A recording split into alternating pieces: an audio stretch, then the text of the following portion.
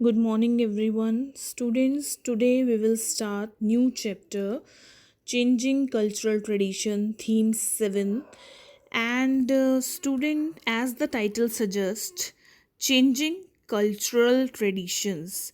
It means from the 14th to the end of 17th century the towns were growing in many countries of the Europe, their culture, their tradition they start changing.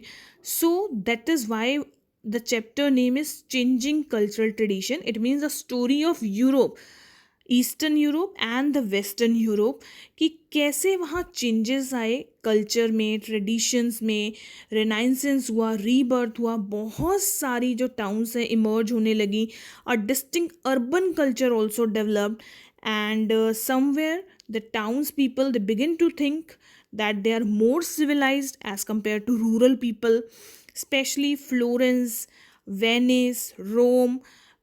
They became the center of art and learning. There were so many artists, there were so many writers who start writing about the government, about the rich people, about the aristocrats. And after this, especially the invention of printing by the Gutenberg, it made possible of the writing of books, and there was a flood of books in Europe. So somewhere these changes we are talking about in this chapter, that is why we are saying changing cultural traditions. और अगर बच्चे मैं बात करूँ religion की, religion it came to be seen as something which each individual should choose for himself. But in Europe there was a conflict about the church because the clergy somewhere they misguide the people. That was the main topic of this chapter, cultural traditions, कैसे culture change हुआ और कैसे tradition. So student, in this chapter we will mainly talk about the Europe and the cities of the Europe. And I want to tell you student that Europe has 44 countries, like Russia is a part, sorry, Germany, UK, France, Italy, Spain, Belgium, Hungary, Norway, all are the part of Europe. लेकिन हमारी जो book में है हमने specially पढ़ा था Roman empire के बारे में. So we will talk about the first topic, revival of the Italian cities, fall of western Roman empire. Roman empire पढ़ने से पहले थोड़ा सा इटली के बारे में बता दूं. Italy, a European country with a long Mediterranean coast line, has left a powerful mark on the Western culture and cuisine. Its capital, as we all know, discussed in the previous chapter, Rome. It is a home of art and ancient ruins. So, student, Roman Empire, as I told you, that it began in 27 BC and it start falling in 476 AD, and especially in 31 BC, Augustus, who is known for the peace, was the first ruler, and the Romulus was the last one.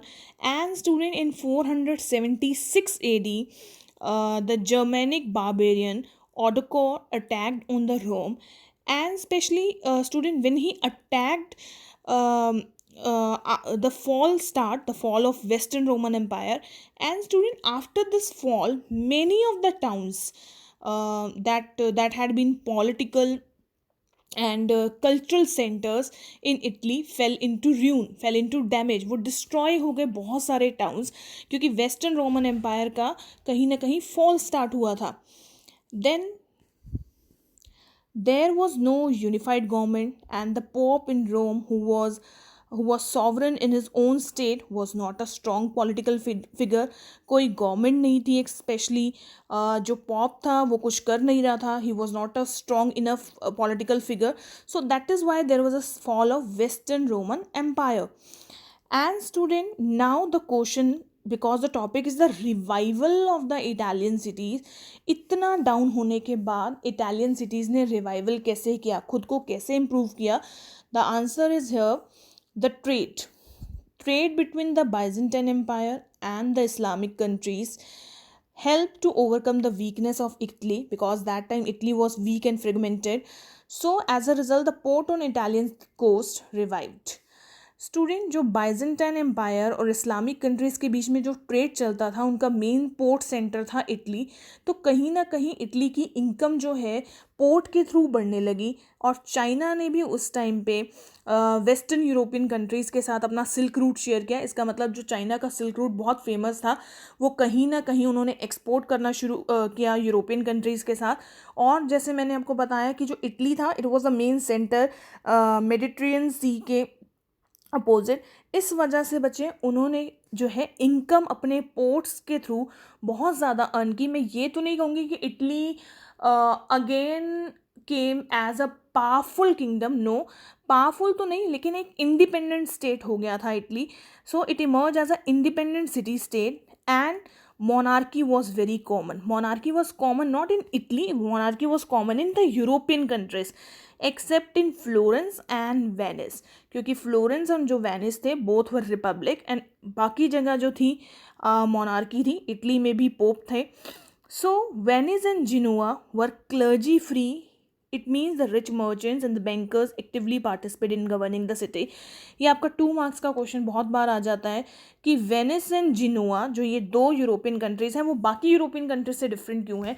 आपने class 9th में पढ़ा था France में कि जो first state थे, clergies belongs to church, and they were getting the special privileges because they were very close to king and they were very rich। बहुत rich होने की वजह से उनको स्पेशल privileges मिलते थे। लेकिन बच्चे जो वेनिस एंड जिनोआ थे, देवर क्लर्जी फ्री। क्लर्जी फ्री का मतलब है वहाँ क्लर्जीज की इतनी वैल्यू नहीं थी, इतनी इंपॉर्टेंस उनको नहीं मिलती थी as compare to rich merchants and bankers. Rich merchants, they bankers and the others, they actively participate in governing the city. इसका मतलब है वो भी एडमिनिस्ट्रेशन को संभालते थे, वो भी सिटी को गवर्न करने में अपना एक ओपिनियन रखते थे। जो यूरोप की बाकी कंट्रीज़ हैं वहाँ पे तो क्लर्जीज डोमिनेट करते थे, क्लर्जीज, नोबैलिटीज़, और जो कॉमन पीपल था उसकी बहुत ज़्यादा वैल्यू नहीं थी। हमने फ्रांस में पढ़ा है 9th क्लास में। लेकिन Venice and Genoa, they were clergy frees. Then there is a timeline in your book which you have to write in your fair notebook as a homework. And student, now the next topic is universities and humanism। बच्चे, मैं कह रही हूँ कि Europe में changing culture and tradition होने लगा। It means from the 14 to the 17th century the ideas were coming, the towns were growing, printing machine आ गई, then town people they became more civilised. So, as a result, the Padua University and the Bologna University from the 12th century were the main center of legal study। सबसे पहले Italy में ही universities establish की गई थी, and commerce was the chief activity in the city. क्योंकि trade start हो गया था, तो कॉमर्स का मतलब क्या होता है, कहीं ना कहीं जब ट्रेड स्टार्ट हो रहा है तो हमें उसकी रिकॉर्डिंग रखनी है, मतलब रिकॉर्ड्स रखने हैं, ट्रांजेक्शन के records. So increase in the demand of lawyer, notaries होते हैं जो ये कोर्ट वगैरह के काम करते हैं, record keeper on a large scale also needed, उनकी ज़रूरत पड़ने लगी। लेकिन बच्चे यहाँ पे उस टाइम पे इतने लॉयर्स या इतने नोटरीज अवेलेबल नहीं होते थे यूरोप में। Then law was the main popular subject of study. जो यंगस्टर्स थे उनके बीच में लॉ बहुत ज़्यादा फेमस या ये कह लो पॉपुलर था, क्योंकि उनको कुछ नया पढ़ने के लिए मिल रहा था। They were getting something new for the studies. And then humanism, एक थी यूनिवर्सिटीज़। अब जो मेन डिबेट बना वो बना ह्यूमनिज्म क्या है। बच्चे, अगर मैं नॉर्मल बात करूं, ह्यूमनिज्म इसका मतलब होता है showing some respect to the other humans, इसको हम बोलते हैं ह्यूमनिज्म, ठीक है। लेकिन 15th सेंचुरी में जो ह्यूमनिज्म थी उसकी टर्म बिल्कुल अलग थी। According to some authors and writer, humanist was one who is the main master। It means जो humanism word है वो masters के लिए, वो teachers के लिए यूज़ किया जाता था, who taught grammar, philosophy, poetry, history and the rhetoric। It means बहसबाजी जो करते हैं, debaters, उनके लिए ये word यूज़ किया जाता था हुमनिज़म। इसके बाद बहुत सारे ऑथर्स आए या बहुत सारे राइटर्स आए जिन्होंने ह्यूमनिज्म की डेफिनेशन दी। जैसे यहाँ पे बच्चे एक Cicero who was a Roman lawyer, ऐसे भी लिखते थे वो।